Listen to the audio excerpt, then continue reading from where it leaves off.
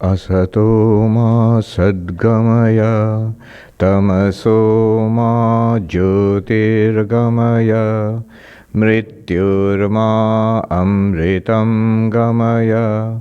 Om Shanti Shanti Shanti.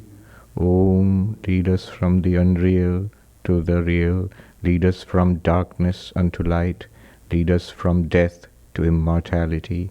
Om, peace, peace, peace. Namaste and good morning and welcome. This is a beautiful Sunday. And 'tis the season? Yes. That's why we have this talk today on Christian spirituality. Usually we do this at the end of the year, just before Christmas. For many reasons. One particular reason this year is I got to meet the Pope. I don't mean it figuratively, I actually did.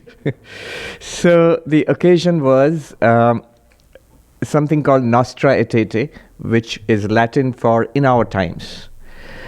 In 1965, in the Second Vatican Council, the Vatican, they made some decisions and issued a proclamation which is called Nostra Aetate.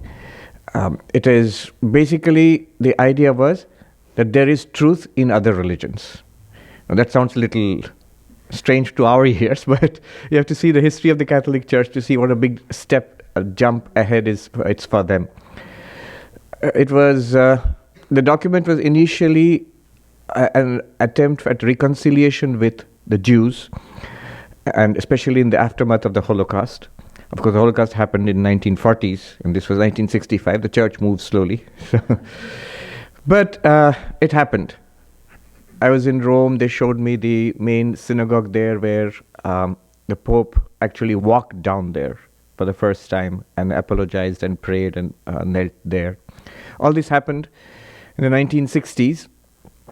And not just Judaism, but the Vatican extended that courtesy to all other religions. So to Islam, and then to Hinduism, Buddhism, Jainism. They missed out Sikhism for some reason. So this time there was a Sikh delegate, a very learned professor, very eloquent, from England, who argued strongly for inclusion of Sikhism in that document. So that's the history. And 60 years of Nostra Aetate. So 60 years have passed, and where does it stand?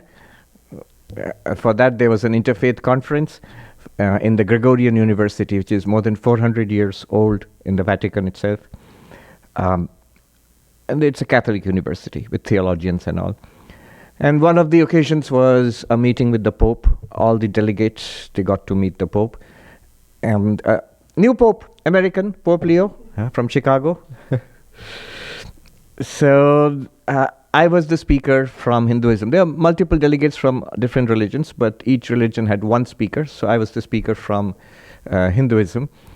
One reason I was there was a Catholic father who traveled to New York. Later I realized he wanted to check me out if I fit the bill. So we took a walk in the park. I didn't know any of this background. I took a walk in the park, and he said, you are the Shankaracharya of New York, I hear.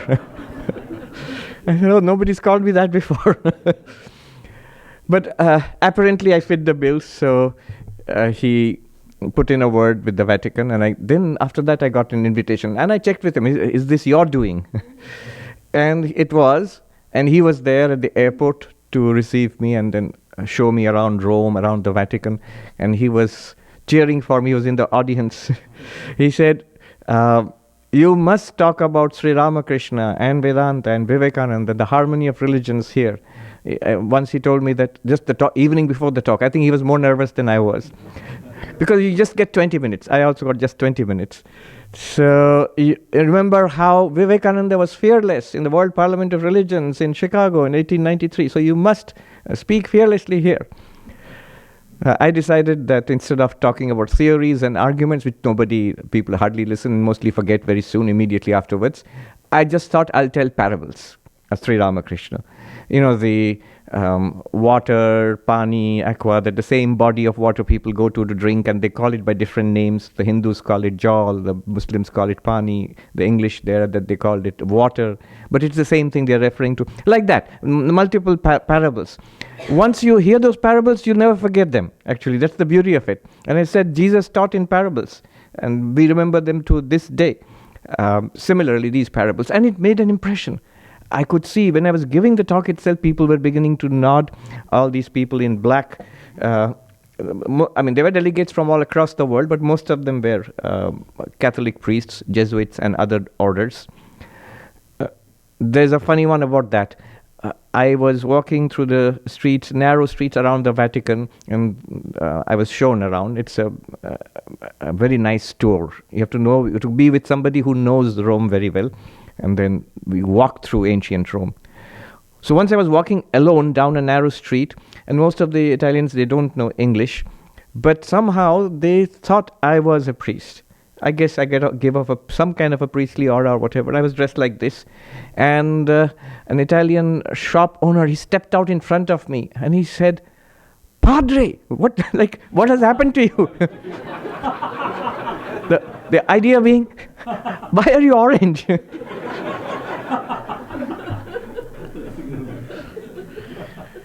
And I really got the VIP treatment. Later I realized why.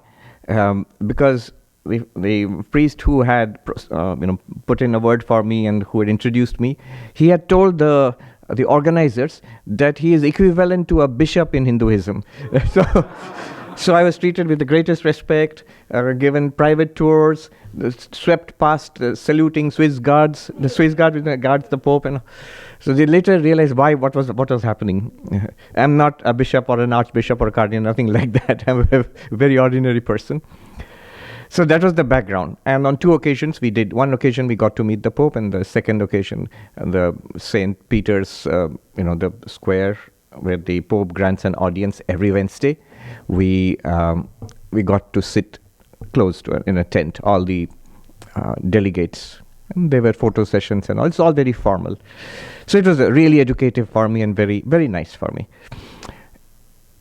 Of course, that is not our position or our view. Our view is the harmony of religions. That there is truth in all religions and there is no hierarchy of religions. That is something that Hinduism has held for millennia. You just have to see our position is written right there. You can see. The truth is one, the sages call it variously. It's from the Rig Veda, 5,000 years back. But my point was that what I got was that we are making progress. In the World Parliament of Religions in 1893, when Swami Vivekananda spoke about this harmony of religions, about not just tolerance but acceptance, at that time still, the atmosphere was still pretty hostile. I remember reading how the Archbishop of Canterbury, he refused to send a delegate from the Church of England because he said, how can we sit on the same platform with all these false religions? So that was the idea. But from that point to come to this point where officially from the Vatican, you agree that yes, there is some truth, if not the whole truth, in other religions. Good, that's some progress.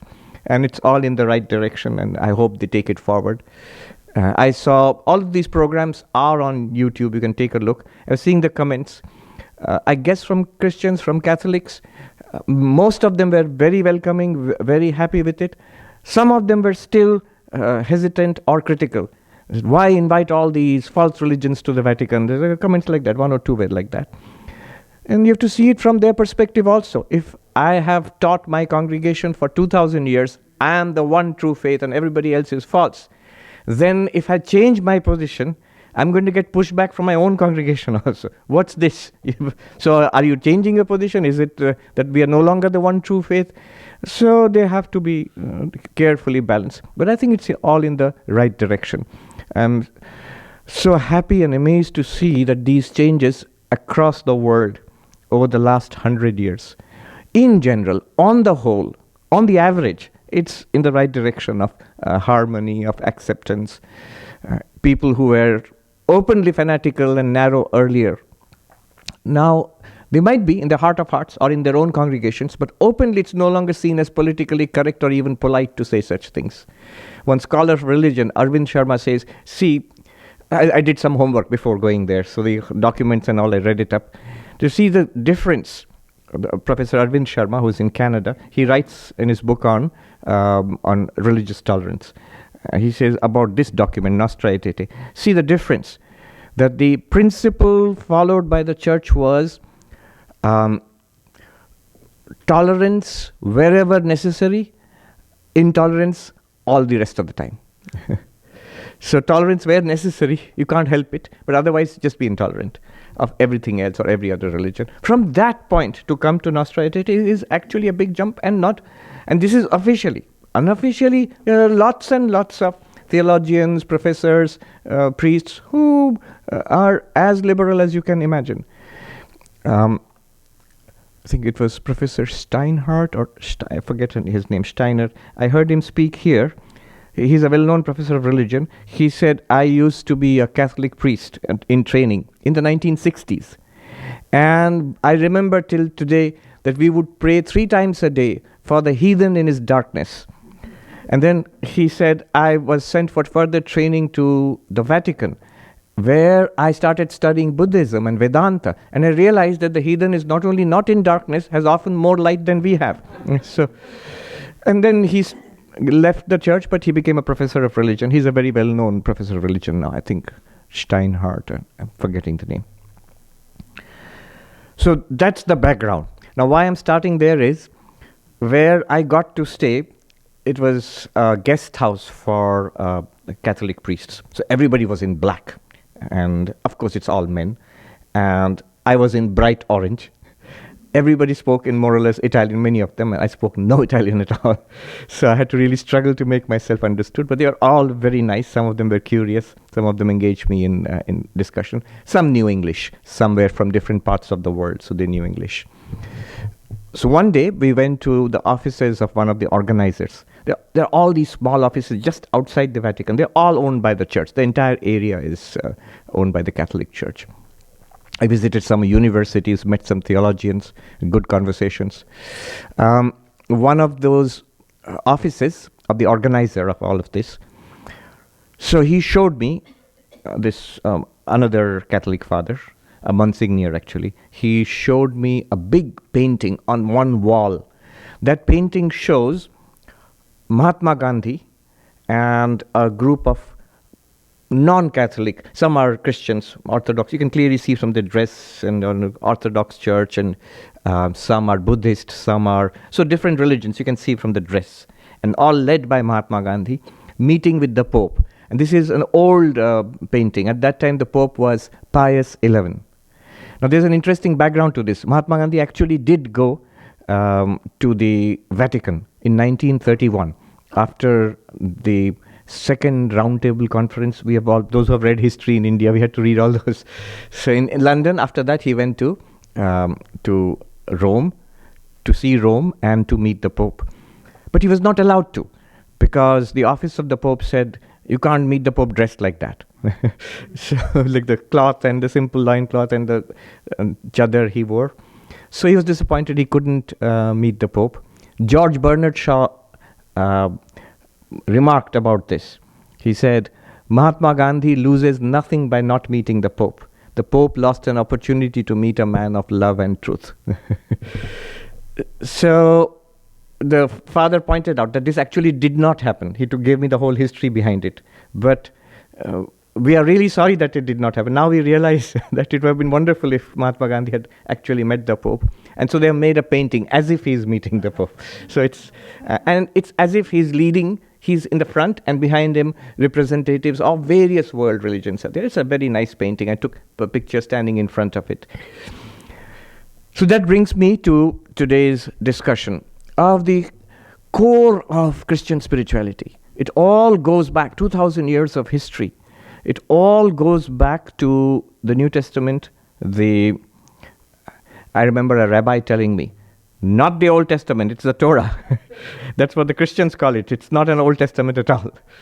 But the New Testament, the teachings of Jesus. And there you find, in the Gospel of Matthew, you find the Sermon on the Mount.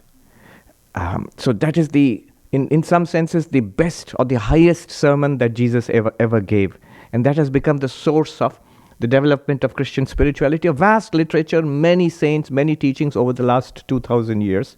But we go back to the source.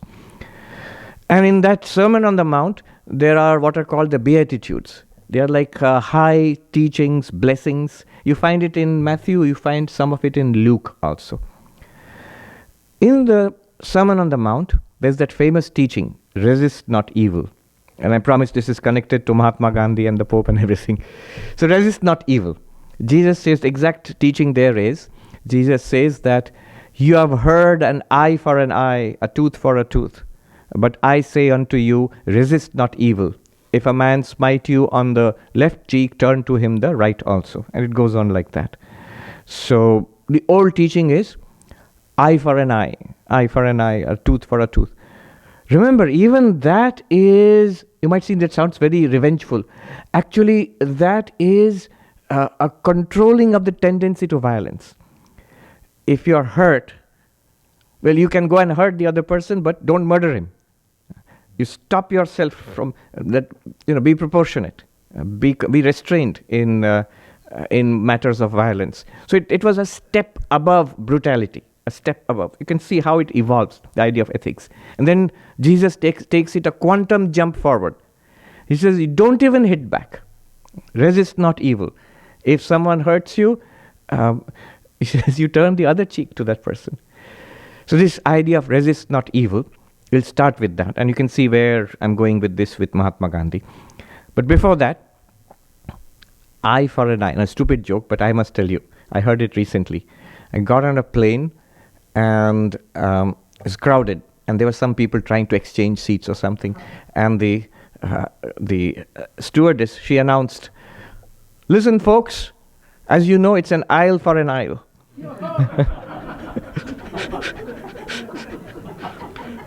Yeah. So eye for an eye and tooth for a tooth. But Jesus says, resist not evil. And I was thinking, Mahatma Gandhi's approach is extraordinary. He does resist evil, but he does not either. Even the oppressor, even the foreign powers he was fighting against, he does not harm them. His whole policy is, the policy of non-violent resistance, is to awaken the good in the opponent, in the person whom you are trying to oppose. So it's a very high philosophy. So you actually physically you are not hurting anybody. In fact, you're doing exactly the opposite, restraining yourself from hitting back. So resist not evil. At the same time, you are opposing evil. What is unjust, you are opposing that. It's a beautiful solution to this question, this conundrum. What do you mean resist not evil? From the highest Vedantic standpoint, it is easy to understand. If it is all God, if it is all limitless existence, consciousness, bliss, Satchidananda, or let's put it this way, if it is all you, I alone am all of this, even the person who's coming apparently to fight against me or hurt me, I am that person. If I feel one with everybody, the Upanishad says, Isha Upanishad, to see the self in all beings and to see see all beings in the self. Imagine the utter closeness you feel with everybody and everything. You cannot hit back. It will be the strangest thing for one to feel, if my hand strikes this other hand, will I smash this hand? Of course not. If my teeth bite the tongue, will I pull out my teeth? Of course not. Because we literally are one. So from that perspective, of course, resist not evil makes absolute sense, perfect sense. The saint would not feel like hitting out. In this beautiful book, Sermon on the Mount by Swami Prabhavananda ji. So he has written a commentary on the Sermon on the Mount, but from a Vedantic perspective. It's a very beautiful take on the Sermon on the Mount. There he says, he gives an example of his own guru, Swami Brahmananda, a disciple of Sri Ramakrishna. So he says, Swami Brahmananda once sitting in meditation in Vrindavan, in India, and the holy city of Vrindavan. He sits there, either in a temple courtyard or under a tree or something, and it's cold. Somebody came and affectionately, reverentially wrapped a woolen cloth around him, a shawl around him. And he sat there, calm. He did not react. Somebody else was watching, a thief. And seeing the moment, he saw that the Swami was completely unresponsive, sitting absolutely still. He came and took the shawl away and ran away. And Swami Brahmananda just sat there, even without moving, smiling all the while. He gives an example of resist not evil. Another example, which we have heard, was this saint, Pavari Baba. There's a well-known story about him. He was a very saintly soul around the same time in India, just before, in the late 19th century. The story goes that at night into his cottage came a thief, thinking that the monk must have many people come to him, they must have given gifts to him. And so the thief was startled because the monk, Pavari Baba, saw him, caught him in the act, and the thief ran. And Pavari Baba ran after him with those articles. And the thief saw the monk chasing him, and ran faster and faster through the night. And the monk chased him faster and faster. Finally, the thief was exhausted. He couldn't run anymore. The monk caught up with him, Pavari Baba, and knelt down before him. Apologized, "My lord, I disturbed you. Here is what you wanted. Please take it." For him, he had no sense of ownership or possession. And for him, everybody was God, even the thief. You might think that is just fantasy. This is just weird. It's not actually. From his perspective, from Pavari Baba's perspective, we are deeply deluded. You see, if religion, Vedanta is at all true, then Pavari Baba must be right and we must be wrong. Even the one who seems to be a thief also must be, at its base, at its core, it must be nothing other than the divine. So that is the resist not evil. But the question does remain, what do you mean exactly resist not evil? Is it at all practical? There are multiple solutions to this. One of the answers is, of course, what the Catholic theologians themselves will tell you. They'll say that the Sermon on the Mount is not meant for everybody. The Sermon on the Mount is the highest spirituality, and it is taught, you have to see whom Jesus teaches it to. If you see the description in Matthew, Jesus saw the crowds gathering around. He climbed up on the mountain and he called his disciples, the apostles. Only they were there with him. And to them, Jesus taught all these things. So basically, we will say that it makes sense to us in Vedanta. They are sannyasis. They are monks. They are not supposed to have a sense of possession. And therefore, and certainly never even defend themselves, even if they're attacked. So all of it literally makes sense from a monastic perspective. But if you are a parent, will you not protect your children? How can you say resist not evil? At every level, it seems to go against common sense. We were reading, in our morning reading before meditation, we're right now reading Reminiscences of Senior Monks written by Swami Chaitanyananda ji. So he tells of his meetings with Swami Shraddhananda, who has passed away long ago. And he says Shraddhananda ji had interesting interpretations of all of this. At one point, Jesus says, resist not evil. And Swami Shraddhananda explained it to Swami Chaitananda, and Chaitananda has put it in that book. He says, what does resist not evil mean? Swami Shraddhananda says, when Jesus was tempted by the devil, did he not resist evil? Of course. He said, if someone wants, these are literally his words, if someone wants to ruin your spiritual life, will you not resist evil? Of course you will, and you should. Then why did Jesus say that? He says you have to read it, this is Shraddhanandaji's interpretation, he says you have to read it in context. In the context, the apostles, they will face lot of resistance. They will face lot of persecution. Jesus knew that in spreading the faith across the Mediterranean, different places. And to them, his instruction was, you will be protected by God. You don't fight back against those who persecute. And later in the Beatitudes, you will find this. Telling people that if you are persecuted, well and good. Don't push back, don't fight back. So that was instruction given to the apostles. In their mission, you will face, in your mission to spread the teachings of Jesus, you will face persecution. There, resist not evil. But in your personal spiritual life and in context in the world, of course, it's your duty. Swami Vivekananda points out, he says, a person cannot react, cannot resist, and he commits a sin by being cowardly and not resisting. Another person can do that, is strong, and he lashes out, and he commits a sin by doing that. It could almost be commenting on something that exactly happened in Sri Ramakrishna's life. Two of his disciples, Swami Niranjanananda and Swami Yogananda. You will find them here itself. So Yogananda ji is there, and Swami Niranjananda ji is there, up there. Now Niranjananda, they were they're very different from each other. Niranjananda ji was tall, well-built, extremely strong to the point of being aggressive. One day he was coming by boat to meet Sri Ramakrishna on the Ganga, crossing to the Kali temple of Dakshineshwar. And people in the boat were gossiping about Sri Ramakrishna, criticizing him. And Niranjanananda ji, he was a young man there at that time, his name was Niranjan, he flew into a rage. And he threatened to, he scolded them and he threatened to sink the boat. He was a strong man. He was rocking the boat and they got terrified. They apologized, those people in the boat. They fell at his feet and said, don't do this. And he said, I let them go. Then he came to Sri Ramakrishna and told him everything. This is what happened.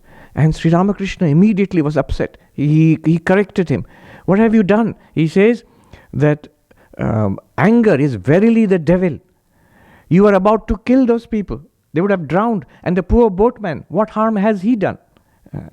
So never lose your temper, never hurt people in anger like this. So he completely disagreed with what Niranjanananda had done. Now, sometime later, Swami Yogananda was crossing the river, and in the boat, I don't know if it were the same people, but they were people, and they were gossiping about Sri Ramakrishna and criticizing Sri Ramakrishna. And Swami Yogananda was upset, and he thought, well, these are ignorant people, they don't know any better, and I'll keep quiet. Sri Ramakrishna wouldn't mind at all, and so I kept quiet. And then he came to Sri Ramakrishna and told him, this is what happened and this is what I did. And Sri Ramakrishna was immediately upset. He said, what? Those people were criticizing your guru, and you chose to keep quiet? Now, notice, it's exactly the same situation. The only difference is the two disciples, their mental makeup. Swami Yogananda was a very gentle person, very sweet, gentle, and he remained so throughout his life. Sri Ramakrishna was like a master craftsman, sort of correcting the defects or inadequacies in each of his disciples. Where there's a possibility of anger and rage and aggression, he tempers that down. Where there's this softness and being gentle to the point of fault, he says, you have to stand up for yourself. So, resist not evil, you see, in two different cases. In both cases, it is the same thing, same teaching. There are so many other beautiful examples of this. But anyway, let me go ahead. I'll go full circle back to Mahatma Gandhi and see now how in the midst of action, in the midst of politics, in the midst of this really difficult situation where the Indian freedom struggle was going on, how does he bring into play this resist not evil through the politics of non-violent resistance? So you are opposing evil and at the same time not harming anybody. I was just thinking in context, it's an amazing thing to behold. So Jesus, back to the Sermon on the Mount. Okay, another stupid joke, but I was once in an aircraft in India, and I think they recognized me or something. A flight steward, he came and said, "Are you so and so?" I said, "Yes." After some time, he came and said, "Could you come back to the back of the aircraft with us?"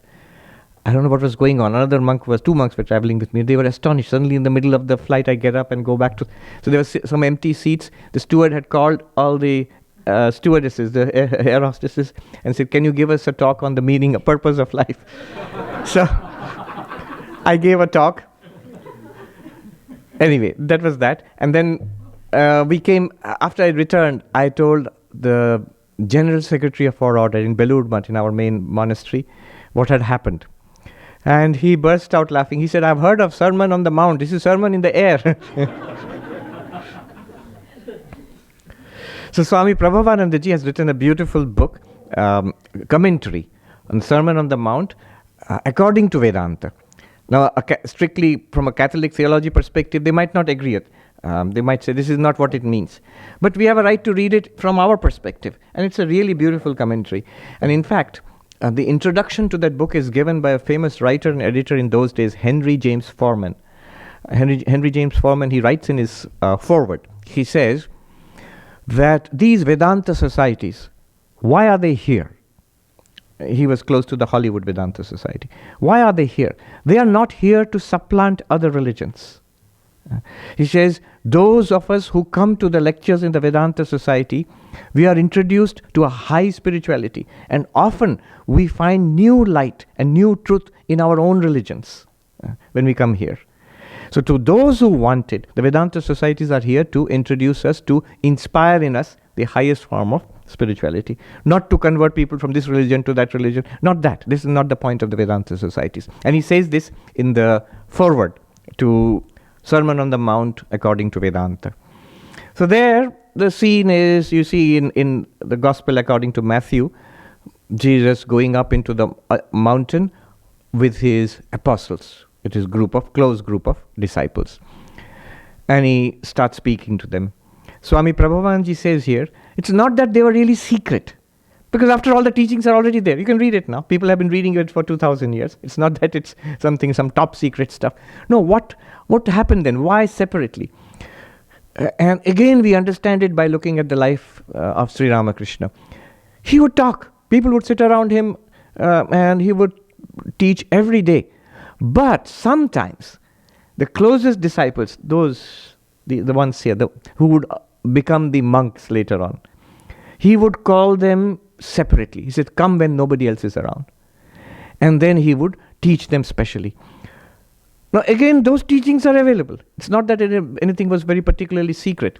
But what was happening there is, Swami Prabhavananda writes, there are transmission of spiritual consciousness for those who are willing and ready for the higher spiritual life.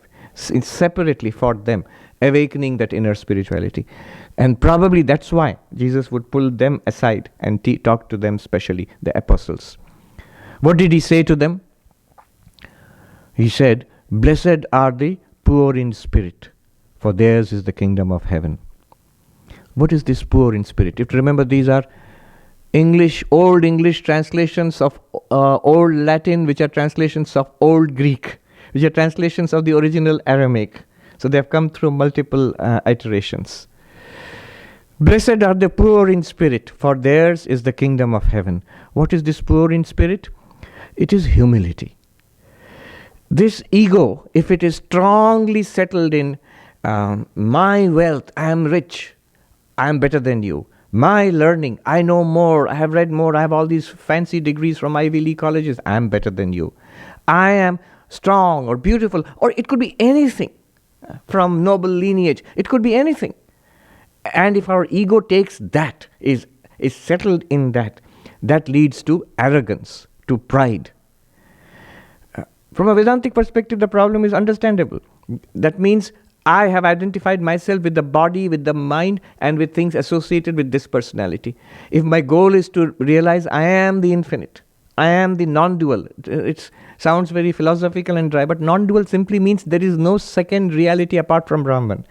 And I am Brahman. There is no second reality apart from me. There is nobody else apart, nothing else, nobody else apart from me. From that perspective, from the perspective of the absolute.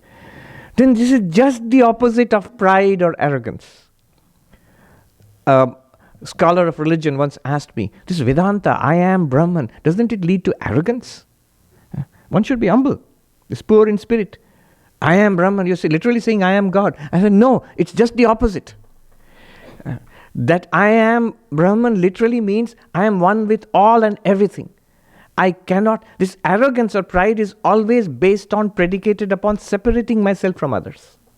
Raising myself above others. On what basis? On the basis of this body and mind, this personality and associated qualities. So, it is just the opposite. It is such an expansion that you have to go beyond the ego. There is this story that Girish Ghosh, the great dramatist and disciple of Sri Ramakrishna, said there are two ways of overcoming the ego. One is the way of Vivekananda, and the other is the way of Nag Mahashaya, he said. Nag Mahashaya is a great devotee from Bangladesh. So what are the two ways? One is, Girish Ghosh says, Vivekananda made himself so big that Maya's net, he expanded beyond the net of Maya. Samsara couldn't catch him in its net. And Nag Mahashaya made himself so small that he slipped through the net of Maya. So Vivekananda would always identify himself with the Absolute, with Brahman, with everybody and everything. They are all I, and I am all this. Not just this person, Vivekananda. That is not egotism. That is actually bursting through the cages of ego and becoming one with everybody. Such a person will be most humble. Most humble not in the sense of the two kinds of humility. There's a humility of being a doormat. Vivekananda defines, Vivekananda's definition of humility. We can contrast it with poor in spirit. Vivekananda defines humility as humility does not consist in being a doormat. Humility consists in seeing the greatness in the other person. Mm-hmm. That the same divinity is there in the other person. One American lady, a disciple of Vivekananda, she said, I have met many great people in my life. She said, I have met the Kaiser of Germany. In some accounts, Kaiser of Germany, some accounts it's Tsar, I'm not exactly sure. But anyway, some great political figure in that time. She was a socialite. And when I met him, the Kaiser, let us say, I felt how great he is and how insignificant I am. When I met Vivekananda, I felt how great he is and how great I am. That's the effect that Vivekananda had on others, because he genuinely believed that I am face to face with God. We would not think of ourselves that way. Vivekananda saw the greatness in each person, and then he pushed people to attain to that greatness. Vivekananda would say Vedanta is practical, but practical in the sense of the ideal. Vedanta wants us to raise ourselves from our present condition to the ideal, to struggle to raise ourselves. In that sense, it's practical. And he says, Vivekananda says, be very careful of people, beware of people who make excuses for our weaknesses. So a true well-wisher will try to push us to the ideal, the spiritual ideal. So that was Vivekananda's approach to humility. Nag Mahashaya was just the opposite. He would say, I am the lowliest of the low. He was a saint, but he would say, I am the lowliest of the low. And there are extraordinary stories of... so monks would be sent to see him. He was a householder. He was married. He would stay in his village in Deobhog, which is now in Bangladesh. Monks would be sent to see him, just to young monks. You go and see, watch him. You learn from him. How to be a good monk, to see Nag Mahashaya. And when they would go to his house, the two monks have left an account. So Nag Mahashaya was overcome with joy. See, the great ones have come, you have come to stay with me, honored guests. They were young boys compared to him, and he was such a saintly old man. And he vacated the best room in the house for those two monks. He and his wife, they were day and night busy trying to get the best kind of food, and they couldn't do enough for these two youngsters, and they were so overwhelmed by his hospitality, and they felt that we are really putting the saintly couple to trouble. And they said that we have to go back, we can't stay here much longer, we have responsibilities in the monastery. And Nag Mahashaya wept that, alas, it is not my fortune that he would stay longer with me, but let me go and see you off at the railway station. He goes there, and the trains in those days, even now, they were heavily crowded. There were no seats there for the monks. The monks were ready to stand. But Nag Mahashaya broke into loud wails that it's a disgrace for me, it's my bad karma that the holy ones are, they're put to trouble. And the people hurriedly got up and said, it's all right, they can sit here, please stop crying. It was always difficult to be around him because, for example, in Bangladesh there are big rivers, so wherever you go by boat. And he would get into a boat, the boatmen would not let him on their boats, because if you got into your boat, he would not let you row, because he would start rowing himself. He couldn't bear anybody else putting themselves to trouble with. If there were laborers who would carry loads, he would take it away from their heads and put it on his own head. And his devotion to the Holy Mother, Nagmasha, is extraordinary. Whenever he would come, long after Sri Ramakrishna had parted from the mortal body, he would come, she would ask prasad, the sacred food, to be offered to him. And they would offer it on banana leaves in the traditional. So not only Nagmasha would eat every little speck of it because the mother has given it, he would start eating the banana leaf itself, the plate. Let's imagine somebody who eats all the food you offered them, and starts eating on the plate, chewing on the plate also.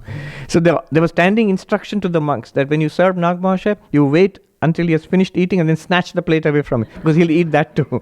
Because that's been given by the mother. At one point, I think the mother gave him a dhoti, this cloth to wear. He tied it like a turban on his head and sat in deep meditation. It's like this. He made himself so small. People asked him, why do you keep saying, I am lowly, I am nothing, I am a sinner, I am worthless? This is not right, because Vivekananda said you should always think of yourself as the Atman, as pure and blessed. Then Nagmasha's reply was, what you are saying is right. But when I look at myself and see how wretched I am, I'm just telling you the truth. Of course, he was not wretched. He was an amazing saint. So blessed are the poor in spirit, for theirs is the kingdom of heaven. There's a funny story which Sri Ramakrishna used to tell of the man who a disciple who went to the guru, to the ashram to learn Vedanta. And he says, who all stay here? Well, there's the guru and there's the disciples. What do the disciples have to do?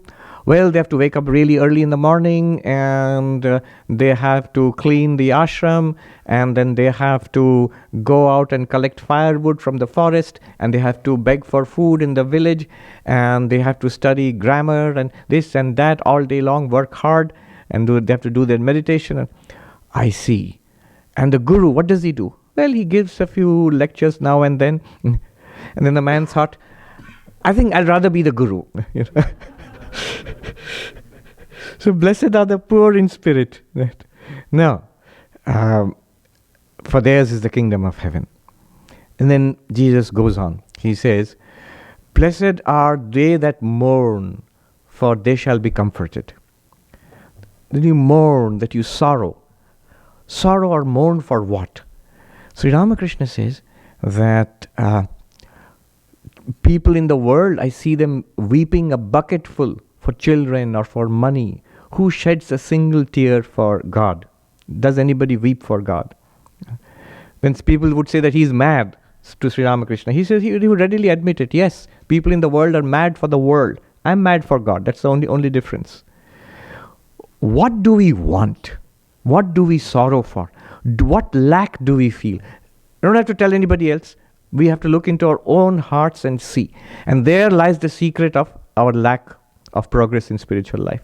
Why is he enlightened? Why are they enlightened? Why am I not? Do I want it?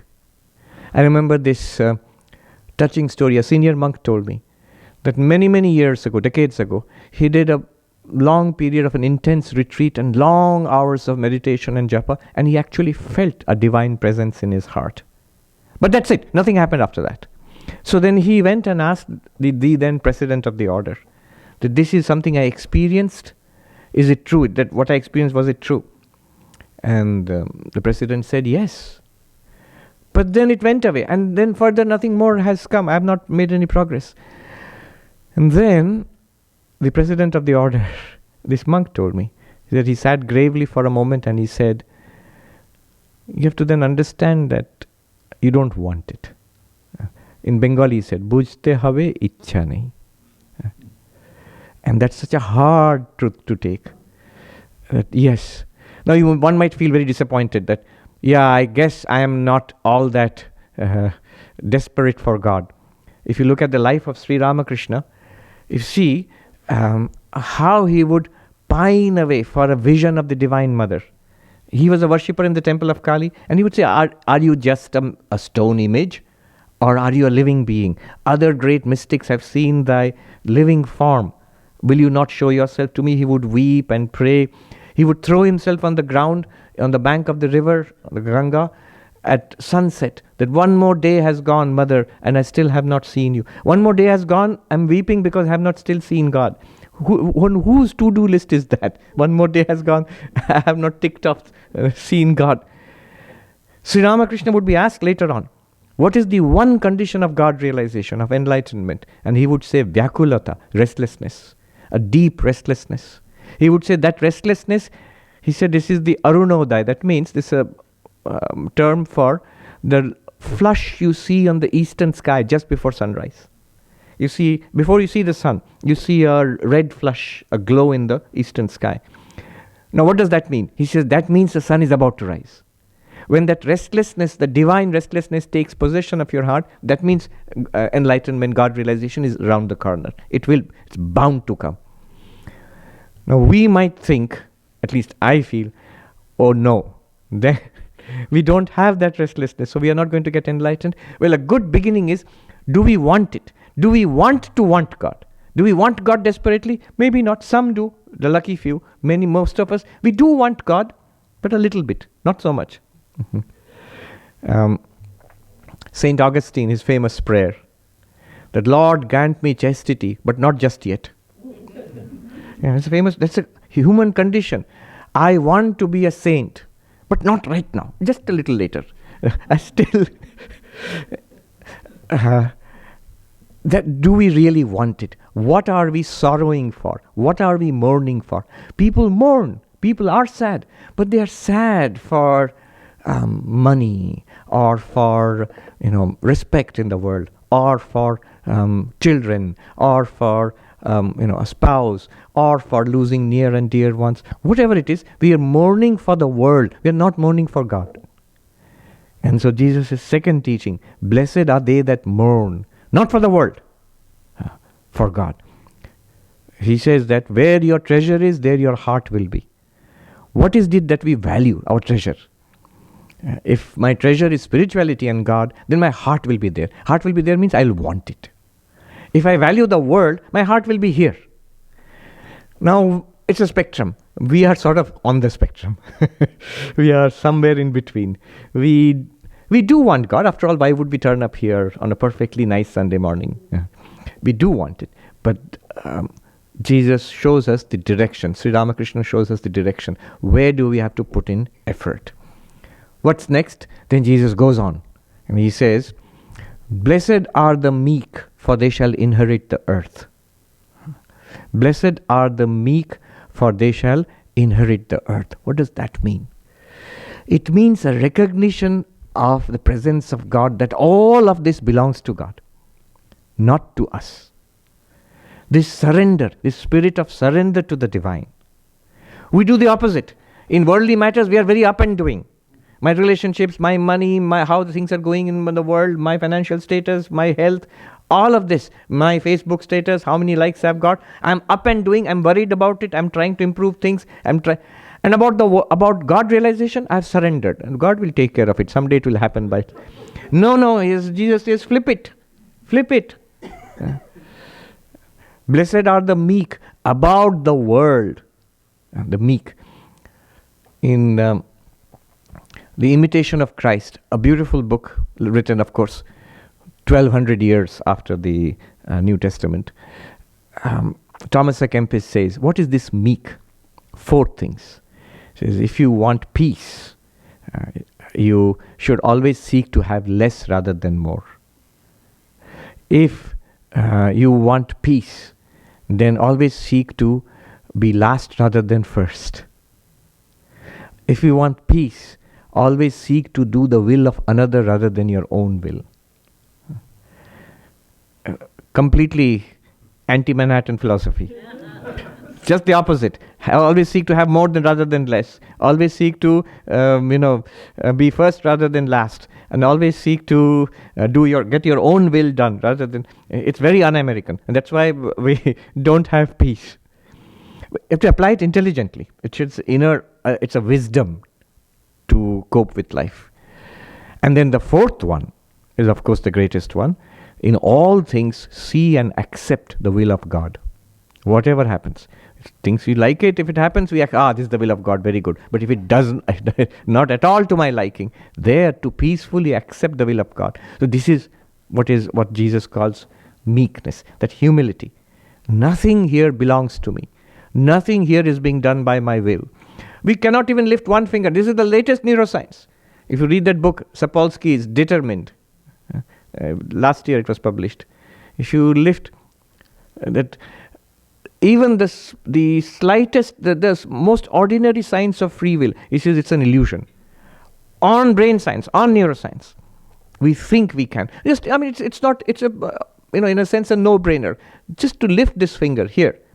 What we know enough about physiology and neurology now to know what an enormous chain of activities must take place from the firings in the neurons. Down to the muscles and tendons, down to the skeleton and the bone structure here, to lift one finger. If anything goes wrong in that, you just have to go to a rehab center to see a person undergoing physiotherapy. One finger, you can't lift it. So, Krishna says in the Gita, all action, whatever is happening in the world and in our own bodies, in our own minds, even every thought, it's all being done by nature. Very neutral, scientific observation. Doesn't even bring God into it. Krishna doesn't bring himself into it. He says it's all being done by nature. The moment you realize this, you realize consciousness is the witness of all, is the experiencer of all activities, everything that's going on in nature. Anyway, so blessed are the meek, for they will inherit the earth. What does it mean, inherit the earth? Here is a great secret. Not only of spiritual life, of worldly life also. Our lives in the world will go much better if we learn the secret of surrender to God. Do whatever we can, we will do. We cannot stop doing it because that's our nature. We understand, we identify with the body mind. So we are the doers. But if we realize that even what we do is by the grace of God, without the grace of God, I cannot lift one finger also. The people who are around, whether favorable to me or unfavorable to me, things are going well or is not going well, everything is by the will of the Lord. And ultimately all of it is, even if I don't see it, it is for my ultimate welfare, my spiritual evolution and ultimate freedom. One monk, young novice in one of our monasteries, he wrote a letter to a senior monk and he grumbled that he had many he didn't write a letter, it was an interview. He told the senior monk, I have all these problems in the ashram. The food doesn't agree with me, this monk doesn't like me, and that work, it's too much hard work, and the climate doesn't agree, and a whole series of complaints. The senior monk listened carefully and he said, is it harming your spiritual practice? Is it, literally he said, Chitta Shuddhi Khoti Hocche, purification of the mind. Is that being harmed? Are you losing out on that score? And this monk had to say, no, not really. I'm actually developing spiritually because of all this struggle. He said, then it's fine. He didn't contradict him. Yes, the food is bad. You heard that one? The food bad? No. Okay. It's a day for monastery and convent jokes. There was a very strict Catholic order of nuns where they were allowed one word in every 10 years. Other than that, you can. So this young girl, she joined. 10 years later, the Mother Superior, Sister Superior called her, do you have anything to say? And one word or two words. She said, bed hard. That's it, finished. Then she went back. 10 years passed. Now she's a senior nun. And her senior called her and said, 10 more years have passed, this is your record. So 10 years ago you had said bed hard. Anything you have to say now? She said, food cold. 20 years later. 10 more years passed. And then they called her, did you have anything to say? And she is now really senior. She said, I'm leaving.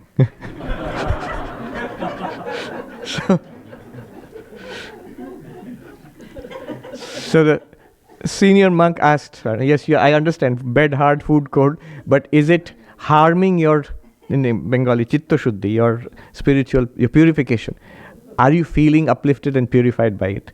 And he had to admit, yes, I am. Blessed are the meek, for they shall inherit the earth. Our lives in this world will go better if we do that. If we are humble and we surrender. Blessed are those who hunger and thirst after righteousness, for they shall be fulfilled, or they shall be satisfied. What is this hunger and thirst after righteousness? The direct meaning would be trying to be a better person. That is the first condition of spiritual life. In the Bhagavad Gita, Krishna's first teaching to Arjuna is a scolding. Klaivyam masma gamah partha. Do not give way to this spineless approach. Be up and doing. Swami Vivekananda says that's the most important thing in the Bhagavad Gita. In what sense? That's the beginning of a change in our lives. That I want my life to be better, I'm going to make it better. Whatever my life is. It can be better. You're children of God. We are children of divinity. We are Brahman if you are to believe Vedanta. We are one with God. Why can't we transform our lives? Infinite life lies before us. Yes, we can. And when we stand up and say that, we have made that turn. We have started hungering after righteousness. And Jesus assures his disciples, if you do want to be a better person, you will be satisfied. It will happen. It will happen. Just that little turn. Once that happens, you stand up and say, I want my life to be better. Then all religion, why religion? Religion, therapy, positive psychology, everything will come forward to help you. But unless I make that first step, nothing will help me. A monk had told me once long ago, he was a simple man from a village in India. He said when in a village, the farmers, they have a way of seeing which of the cattle will serve calves, will survive, which of them won't. When they are birthed, they see that those calves who are struggling to stand up after birth, you just give them a hand, they will stand up. And then they will drink milk and follow the mother around and all that. But there are those who are not even willing to stand up. He says, even with your best of efforts, you can't make them stand. You know they're going to die. So that effort of standing up, he says that is exactly true of, he talks about spiritual disciples, those who come for spiritual advice. Are they making an effort? Yes, they're failing. But are they making an effort? Then the Guru can help, Vedanta can help, spirituality can help. Every science of, every branch of human knowledge can come to our help. But that first thing, do I hunger after righteousness? Swami Prabhavanji, however, says in his commentary there, this is not the meaning. What I just said, he says this is not the real meaning. The real meaning is righteousness here refers to the highest human goal. In Christian theology, salvation. In Vedanta, Buddhism, moksha, nirvana. The possibility that there is a solution to the human condition. And I want that. The Buddha's teachings, that there is sorrow, one. There is a cause of sorrow, that is our own desires. There is an escape from sorrow, there is a freedom from sorrow. And there is a method which will free us. Now, do I want that? So, if I admit that possibility, yes, I can transcend the entire human condition. And I can attain freedom, moksha, liberation, salvation, whatever you call it. I can do that. If I admit that possibility, the moment I admit that possibility, I will begin to want it. I'll begin to want it. This is called hungering after righteousness, hungering and thirsting after righteousness. Sri Ramakrishna would give an example of the man who went to be a disciple and asked, why am I not making spiritual progress? And the Guru said, come with me to the holy river for a dip. And when they went for a dip in the river, the Guru held the disciple's head down in the water. And the disciple struggled. And after some time, the Guru brought him up and he gasped for breath. How did you feel? He said, I would have given anything for one breath of air. So when you feel like that for God, you know that enlightenment is close. That is hungering and thirsting after righteousness. Here, righteousness means moksha. That is why this is the counterpart to that vyakulata, restlessness for God. What are we mourning for? What lack do we feel on one hand? And on the positive side, what are we going towards? I really, really want that. I feel the lack. the sadness that I don't have it in my life, and I really want this. This is my project in life. God realization is my project in life. Don't change your Facebook status. I'm convinced now. Today I have decided God realization is, don't, Jesus would say, keep it secret. Your highest thing, the most precious thing, keep it in your heart. Don't tell people about it. Long before social media, he knew this would happen. Then he says, blessed are the merciful, for they shall be shown mercy. One of the greatest things is to forgive. Immediate result. God, heaven, spirituality, samadhi, enlightenment. Let's see, it will happen later. But if you want immediate peace, immediate release, if we are unlucky enough to hold grudges or darkness in our heart against others, especially if it is merited, if really one has been hurt or injured, deliberately or otherwise by somebody else, the ability to let go, to drop it. The temptation is to build our lives around it, to incorporate it and hold my wounds and my hurt and my complaint and my grudges close to me and build myself around it. It's a very bitter thing to do. It ruins one's own life and hurts others too. Makes one unfit for human company. It is said, if you light the one who lights a fire, the fire always burns first the place where it is lit. So if I light a fire in my heart against somebody else, the first person to be burnt will be me. And yes, afterwards others will be burnt by my bitter words, my actions. Yes, I will hurt others. But first, the person to be burnt will be me. Vivekananda would say that it is the fool who cannot get angry. The wise person does not get angry. The fool who cannot get angry, the wise person does not get angry. The ability to feel outraged, that's a sign of a human being. But the restraining oneself, not lashing out, that's a sign of the wise. So, this, blessed are the merciful, for they shall be shown mercy. And this has huge connotations in Christian theology, that our sins will be forgiven because we forgive the offenses of others. Then blessed are the peacemakers, for they shall be called the children of God.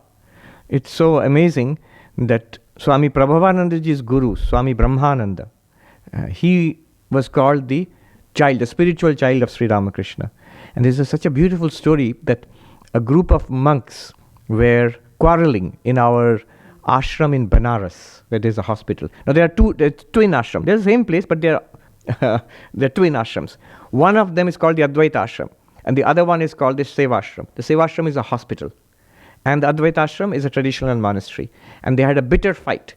The Advaita ashram, the monks would say, no, the way to God realization is through meditation and study and philosophy and prayer and solitude. And the monks who were in the hospital, they would say, no, that is just selfishness. You're sitting quietly and whiling away your time being lazy monks. The way to God realization, freedom, is through service, to heal the sick, to help the poor. This is the way. And they actually came to blows. I think the sick were being sort of ignored while they were settling the theological differences. And meditation also was being ignored. So they couldn't settle the problem. They finally appealed to Swami Brahmananda, who was the president of the order, and who wrote back saying that, don't do anything, I'm coming. And he goes to Benares, and there's a lot of gossip, and the president of the order is coming, maybe there will be meetings, there will be punishments, or people will be expelled. No, he didn't do anything. He just came, and he just told everybody, every day in the morning and the evening, just come to me. Sit with me. Early in the morning, we'll meditate together. In the evening, there will be bhajans, and we'll meditate together. And then, nothing, just that. 1 day, 2 days, 3 days. And very quickly, a magical transformation came over the quarreling monks. Their minds became peaceful. They started thinking, is this why we became monks? To fight among ourselves? So much so that the ringleader of the troublemakers, he came so inspired, he went off to the Himalayas to meditate there, and he was never heard of again. Now, blessed are the peacemakers, for they will be called the children of God. Literally, Swami Brahmananda used to be called Manasputra, Sri Ramakrishna's spiritual son. In fact, Swami Prabhavanandaji says he had a direct experience of this once. Once in the monastery, two youngsters who had come to become monks, they got into a fight and it came to blows. And Swami Premananda, who was the manager of the monastery, he went to Swami Brahmananda, the president, and said to him, throw out these boys. They are troublemakers. And Swami Brahmananda said, they have come to you, Brother Baburam, you are a saint. They have come to you. If you cannot transform them, if we cannot, they have come to us, if we cannot transform them, then where will they go? And Swami Premananda said, you are right. And he called them and he said, bow down to Swami Brahmananda and take his blessings. And Swami Brahmananda, very seriously, quietly, he put both his hands on the heads of those youngsters. And not only that, everybody else who was there, they all ran up to him and to take his blessings. Swami Prabhavanandaji, he says, I still remember till today that day, that particular moment. The moment his hands touched my head, he says, it was like a cooling shower on a hot day. Like my whole body literally felt cooled. My heart became full of love and peace, at least for the time being. Just by the touch. Blessed are the peacemakers, for they will be called the children of God. Then maybe the highest teaching.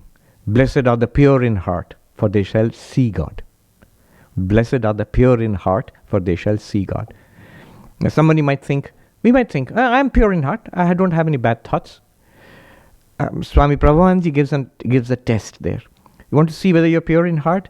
Do one thing. For even 1 minute, try to think of God.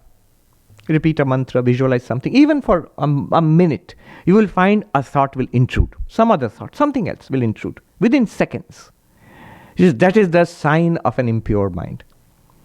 A conditioned mind with a lot of garbage in it, which is continuously flickering. You try to settle it down, especially in something. I can settle it down on what I like. But on something high and noble, say, visualize the form of God in my heart, or repeat a mantra, immediately I'll find the mind will rebel, will intrude upon it. That is a sign that we require more work on the purification of the heart. Blessed are the pure in heart, for they shall see God. This is the whole purpose of the Beatitudes. What's the point of it all? It is to see God. It is open to everybody. I remember I was reading this out to a group of novices in the mutt. I was to teach them in the monastery. I was to teach the novices there. One day I read out the Beatitudes from the Sermon on the Mount, and I asked them, what's the purpose of these teachings? And they all said with one voice, for God realization, for seeing God. It's so obvious for a Vedanta practitioner. Whereas if you go to theology, there are so many theories on what is the purpose of the Sermon on the Mount. For example, this is a teaching for end times. This is one theological conclusion. When the world will end, because these teachings are impractical when the world is continuing, tomorrow world will end. Then you can practice these teachings. It's a serious proposition, a teaching for the end times. Another, it's a teaching only for the apostles. It's a teaching only for the monks, not for the rest of us.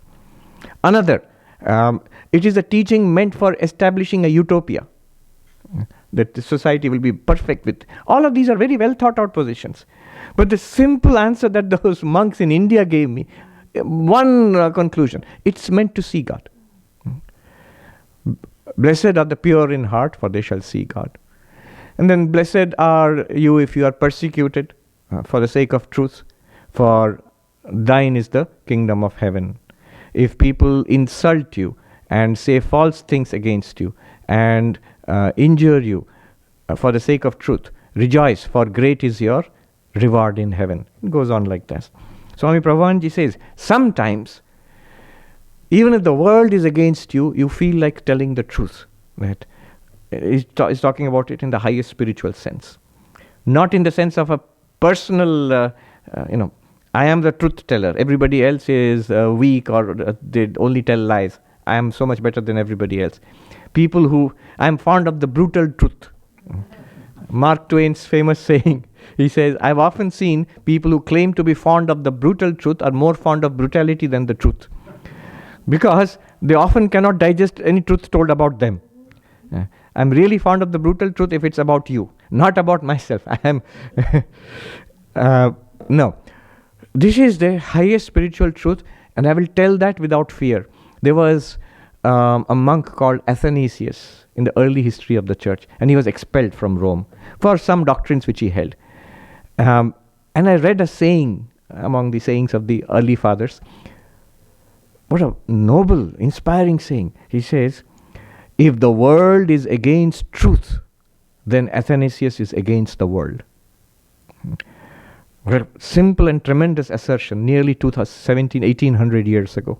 He was exiled, I think he was exiled 7 times, so he was pretty obstinate, I think.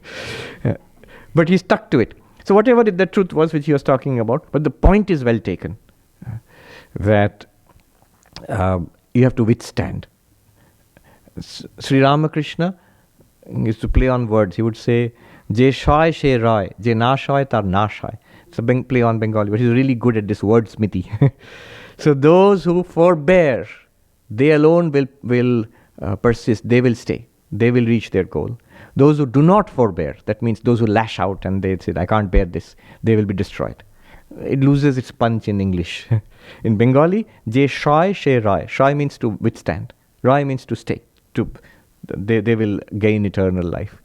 Je na shoy tar na shoy. The one who does not withstand, that person will be destroyed. Destroyed means will fall away from the high spiritual goal, back to the world of reaction, action and reaction. So these are some of the core tenets on which a whole beautiful spiritual literature has been based and developed over centuries. This time I went to Rome, but they all told me that you should really go to Assisi. And there you feel the genuine spiritual vibration of Saint Francis. Because Rome is the head, Vatican is the head of the whole worldwide Catholic Church. There are many other dimensions there. There is spirituality there, but apart from that, there are a lot of other things there.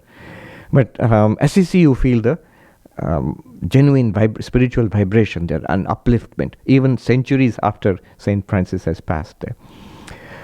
We pray to Sri Ramakrishna, Ma Sharada, Swami Vivekananda, our prayers to Lord Jesus Christ to bless all of us with this nectar of immortality, which is spirituality, which is our goal. Today or tomorrow we'll have to come to this. A wise person will come to it as soon as possible. You'll inherit the earth. That means your life will be much, much better and much more peaceful. Not that your struggles will cease. Jesus says that if you come unto me, if you feel heavy laden in the world, burden, you come unto me, I will remove your burden. But then he says, I will put my yoke on you. You'll also have to do something for me. But he says, my yoke is light. It is enjoyable. It is uplifting. You will still have to work in this world, but now you're working for God. That's in a devotional sense. Now we are working towards our own spiritual upliftment and freedom. May that happen to us in this very life. That is my prayer.